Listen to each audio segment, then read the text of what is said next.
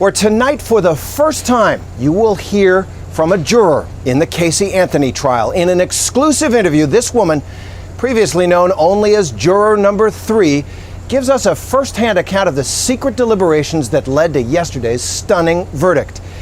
Jennifer Ford is her name. She's 32 years old, training to become a nurse. And she tells us the first vote in that jury room was 10-2 for not guilty on first-degree murder. And tonight she takes us inside those deliberations. Why? Why did you and the other jurors acquit Casey Anthony of murdering her daughter? There wasn't enough evidence. There wasn't anything strong enough to say exactly. I don't think anyone in America could tell us exactly how she died. If you put even just the 12 jurors in one room with a piece of paper, write down how Kaylee died, nobody knows. We'd all be guessing. We have no idea. So it's cause of death that was a problem? How can you punish someone for something if you don't know what they did?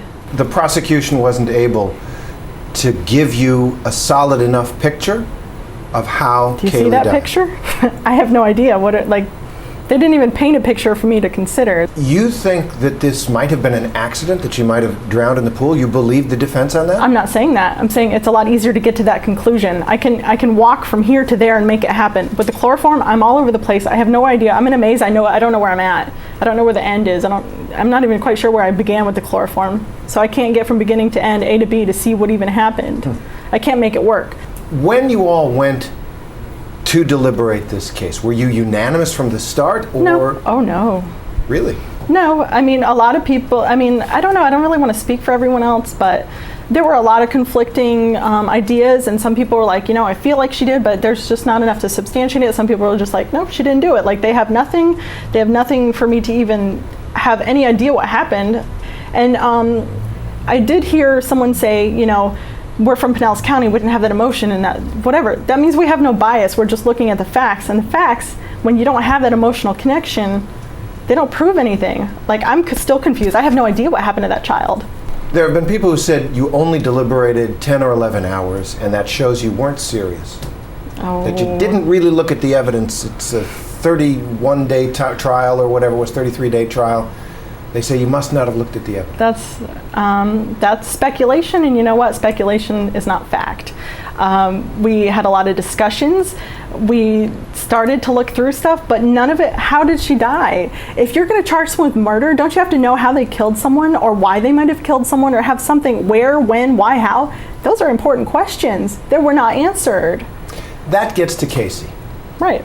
31 days. 31 days that she does not report the death or disappearance of her daughter, and she parties. Right. And people say that's evidence that she is a killer. It looks very bad. The behavior is very bad, but bad behavior is not enough to prove a crime. What did it tell you about her? Well, if you consider the whole family, they didn't really live in reality. They wanted everything to be happy and everyone to be fine. Even when she, in the jail video, she came up smiling. She looked happy. She's in jail. Do you think that's how she really feels? I'm guessing not. Did you believe the defense accusation that this was a family that had incest in it, that Casey had been molested by her father or brother? I have nothing to substantiate that. So no, I mean, if you don't prove it. That played no role in your deliberations? No, if you don't prove it, I'm not going to just because I hear it. No, that's not a factor. What did you make of George Anthony's testimony? He did not help the state's case. Why? Because he was clearly dishonest.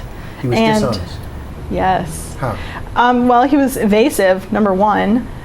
His story seemed to change depending on, like they said, initially he was on the defense's side, so he would, fight with Mr. Ashton and not give straight answers. But then he switched to the prosecution side, and then now he won't give the defense straight answers. It's all, what do you mean? And can you ask a question again? And I don't, clearly you can follow a logical conversation and respond. Like, he acted like he just couldn't understand what was going on. It was clear to me that he was just being difficult. He didn't want to answer questions, and if it didn't help the prosecution's case, he was going to try and just, I don't recall with him. Do you believe George Anthony had something to do with what happened to Kaylee? I don't know if he had anything to do with it, but I think he was there. Him and Casey have something.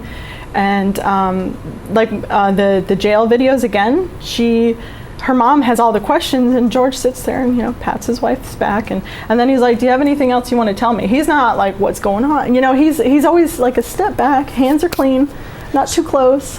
I want to get back to Casey, because she's been the focus of so much attention and interest. Right, it was her daughter, so. Casey lies, yes, and she lies does. Again, and then she goes out and she leads the high life while her daughter is dead. Right. People say that is evidence that this person was capable of killing that child. Even if that's evidence that she is capable, it doesn't show that she did do it. Do I think she's completely innocent? I mean, I have no idea. I don't have the evidence to say one way or another. I'm not going to accuse her of killing. I have no idea, but we'll just say something happened. At some point, she probably needed medical care, or at least there could be some attempt to save the child's life. That was never made. That bothered me. If it was an accident in the pool or wherever, how did the child end up in a swamp months later, rotting away? You deny it, you get rid of it. You don't look at it, you don't think about it, it doesn't exist. It's gone. You push it out of your cover up mind. a murder. That's what the prosecution said. It was You're covering up something. It's not proven that's a murder. You're covering up something. It's either an accident or, nobody knows what it is. I'm going to press you on this. Go for it. Duct tape on a baby in a bag rotting in the woods. Most people look at that, they put two and two together, they say that's a murder. Well, in our country, unfortunately, we have to prove it. You can't just be like, yeah, that really looks bad. Smells bad, looks bad. I get that. It does. Smells bad, looks bad. I get that. But it's someone else's life, and if I'm wrong and I kill someone else, I can't live with that. When you're in court as a juror, you have certain responsibilities. Correct. You're here now. Do you think Casey Anthony might have killed her daughter? Again, it's a possibility. I don't know one way or another. If gut feeling, like I said, I feel like she had something to do with it. I don't know what, and I don't think it's fair to speculate. That's how I feel. If you feel that she might have killed her daughter, a lot of people might say, how are you going to sleep at night? I'm going to sleep just fine, because in this country, that's our Constitution.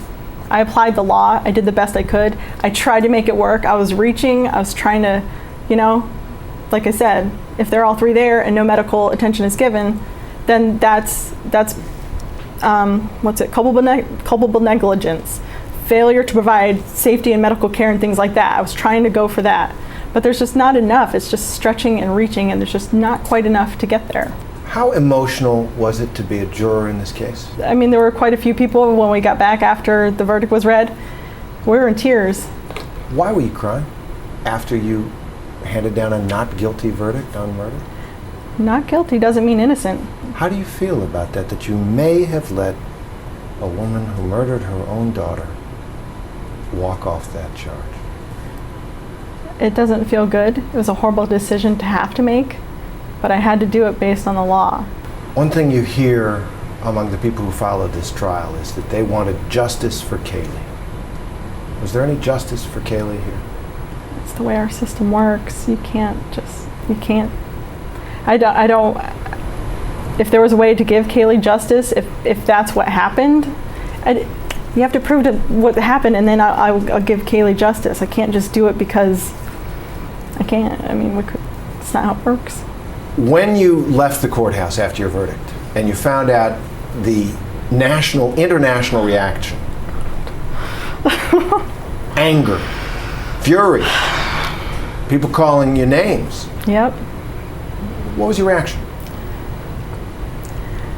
My reaction is, why be mad at me? The prosecution had to prove it. Why is it my fault that they didn't prove their case?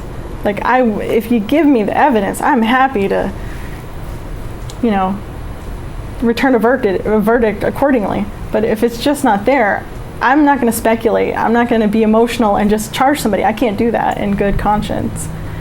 How much did the fact that this was a death penalty case weigh on you in the course of the trial and in your deliberations? Well, it weighs heavily. It's the ultimate. It's as big as you can get. It's someone else's life in your hands.